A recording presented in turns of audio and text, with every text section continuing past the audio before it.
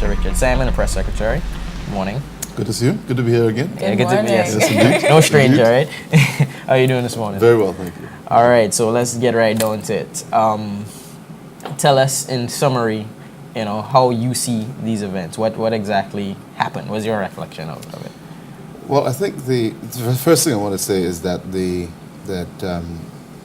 Prime Minister is totally in support of full press freedom in Grenada. That's not an issue for him. And I want to say as well that having learned that Mr. Titus was terminated from the newspaper, that is very regretful. It is very regretful. As he pointed out, in these difficult times, no one wants to lose their jobs.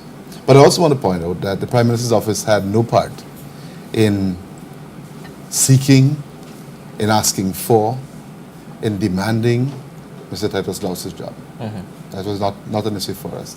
And in fact, when this issue of demanding an apology came up, the Prime Minister's office never demanded an apology. And if you read the tone of the emails that were sent out, I had a very cordial, I thought, discussion with Mr. Titus. This, in my opinion, had it been handled differently, I'm not saying better, just differently, we would not be having this discussion. I had a very cordial discussion with Mr. Titus, as he said as well, that we go back a long time. We have a relationship, a friendship.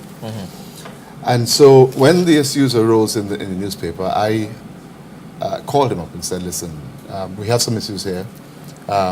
We need to further discuss this. I was sent by him to Barbados. He said, contact Sandra Clark in Barbados. Now, I did not know before that who Sandra Clark was. So my issue was to discuss with Rawle on a local level and to sort this thing out here. We didn't have to go anywhere else. He saw me to Barbados, and I highlighted the areas, because I didn't know who I was speaking about in Barbados, the areas of concern. I copied all emails to him and to Ms. Sandra Clark, in Barbados. Once that had happened, he wrote back to me saying, listen, I've checked out the story, I stand by the story. That was also sent back to Ms. Clark in Barbados. Ms. Clark in Barbados said to me, we will issue an apology in a newspaper. This is after he confirmed that he's standing by his story with his employers in Barbados. That he's standing by his, she said, we'll give you that. Now, if there's a relationship between Rawle and his employers, and his employer says, listen, I'm giving you an apology based on all I have seen, then I can't see how the Prime Minister's office is responsible for where this has gotten to. When this apology did not appear, as we had agreed, and again, very cordially, it was not a letter in writing on official letterhead saying we demand this or demand that. Because that's not my style either. I prefer engagement and discussion and resolution. That's why I see the call. Once that happened, this apology did not appear for about 2 publications. So I sent a note back saying, please note that we agreed a certain thing and I have not seen it. Okay? I will send back a note saying, I apologize for being tardy with this. We should have done this before. Sorry it's not done before, but we will do it on the March 30th edition. Okay? This was on Friday afternoon, I think.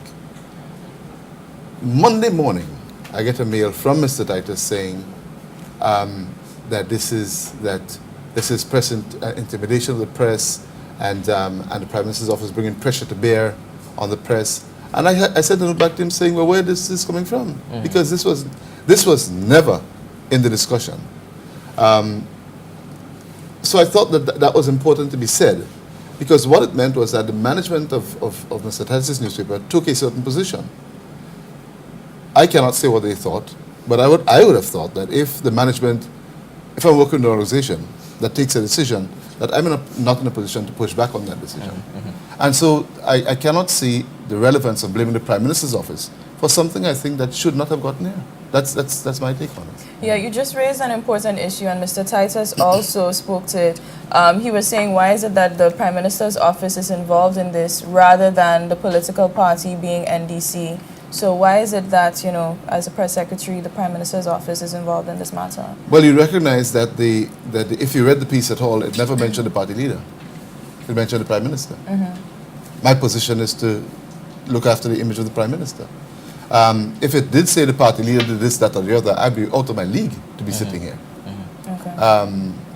And I would be at fault in that situation. But once the Prime Minister was brought into dispute or to question, as I saw it, I had to make certain clarifications on those issues, and that's what I did. Okay. All right. So, basically, you're saying it wasn't an official demand or request for an apology. It was merely a discussion between the Office of the Prime Minister and the newspaper. Well, a discussion between the Office of the Prime Minister and Mr. Titus first. And Mr. Titus And initially. he sent me to Barbados to... And the thing is that I kind of had a sixth sense that something was going to go wrong in this, because the Prime Minister's letterhead was never used in this issue. The Prime Minister's office, I ever used the Prime Minister's email or the Prime Minister's office email to send out a note saying, here, we demand this must happen tomorrow. It was a discussion between myself and Rawle on a very professional but friendly basis that says, listen, I think this route we need to go. Once that was decided, and I expected to see a certain course of action, that didn't come. I sent an email back saying, listen, we agreed this thing, how come it's not happening? So I was very taken aback with the fact that this was sent to Reporters Without Borders and so on, because at the end of the day, Reporters Without Borders put out a statement. They never called, nobody called the Prime Minister's office to say, hey, what's going on? The Association of Caribbean Media Workers put out a statement. Nobody called the Prime Minister's office to say, well, hey, is this true? Is it not true? What's your side of the story? But these things were put out in public domain. And sometimes I wonder whether or not it is, and you did ask Mr. Titus the question, is it okay for somebody to question the press? Because all I did was question the veracity of the story. Right. And if I had, in fact, he said, he sent a note to his bosses saying, these are what checked out on the story, and the story is right. But he did not copy that to me. So I don't know what the basis of that is. Not that he had to, but because of the way the discussion was happening, I thought, well, that was part of the process that would allow me to see that, well, yeah, okay, so there's some issues here. But I think, I want to say again that I'm very saddened for the loss of his job. But the Prime Minister's office had no bearing on how this panned out. I tried, because I was at the center of this, I tried to make sure that we had an amicable discussion and decision on this. So the escalation was not on the Prime Minister's office part. We simply put the facts out there and said, can you please address this? We had an agreement. Once that agreement was met, I expected a certain course of action. When it didn't happen, I followed up, and in following up, this exploded into something that I don't think is necessary to have gone there. I didn't think it was necessary to have gone there. Do you think now journalists in Grenada are now a bit apprehensive to post certain things when it's related to the Prime Minister's office or, the government? Well, I hope not, because that is not, it is you as an individual, this program, the government has an opportunity and a right to ask questions of anybody where issues of public interaction is concerned. So this is not about an attack on press freedom. Asking a question of a journalist is not an attack on press freedom. That is blowing it out of proportion, as I see it. And I don't want to go over this whole sequence again. All I'm saying is that at the end of the day, we really have an opportunity to sit down and determine what is this issue of press freedom? When is it press freedom endangered?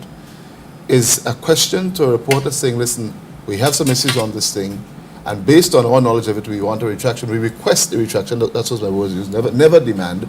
So when the issue of demand comes in, it paints a different picture. It paints a high-handed, and that is not the style of the Prime Minister's office. Right. Okay. Certainly not. How do we resolve this situation? There's clearly a problem here. A journalist lost his job. Would the Prime Minister's office be, influential in helping him perhaps regain his job or something? How do we move out of this situation? Well, that might actually amount to interference. Okay. As Rawle said, his relationship with the newspaper is a personal thing. A private one. Private matter. And I don't know that the Prime Minister's office can influence the rehiring or the reconsideration of in that situation. What I do think is that it's important to point out that there is it may not have anything to do really with the story per se, but with the pushback that came from a certain quarter. In other words, if we're sitting here this morning and somebody says something on the program, and I say to you, listen, we disagree with that statement, here's why we disagree with it, could you please address it? And your boss says, okay, sure, we're going to do something tomorrow on the program. It doesn't happen. I sent a note to your boss because you sent me there saying, listen, this has not happened, when are we going to make this good? And your boss says, okay, we're going to do it tomorrow. And then Monday morning you come up and say, well, I don't think that was the best route to go. How am I tied in to whatever decisions your boss makes about you going forward? Right. And that's the crux of the matter here. So I don't know is the answer to that question. I don't know if the Prime Minister's office can influence any move in that direction, because that will be influencing the media. And that's something we have committed to staying out of. That's something the Prime Minister, before getting into government, said, and Rawle made the point, that there are tapes and so on. Even while he's in government, he said it several times in the House of Representatives and in public domain. So it's not something new, it's not something sinister, it's not something that anybody was surprised at. That is his position. And to tell you, I agree with that position totally. Because I have been the subject of these political machinations too. People wrote the can asking for me to be fired. But this is not about me. This is about the importance of responsibility in the context of journalism, where a journalist decides to stand by or not stand by a story vis-a-vis his relationship with his employer. This is not about the Prime Minister's office getting involved to fire anybody. Okay, so it's all about your relationship with your employer, basically. Well, I think it comes down to that at the end of the day. Because if your employer gives a commitment, you'd expect to stand with that commitment. That's the way I see it. Fantastic. Well, thank you so much for coming. It's definitely been an enlightening conversation. So thank you so much for coming Indeed. on the program. Nice to be here as well. Thank you very much. So, I wish you well. Just had two sides to the story. All right. I want to thank Mr. Richard Simon, Press Secretary, for coming on the show. And that was the story of Rawle Titus so far. So hopefully this, as you hoped, that it would come to a positive resolution quickly enough.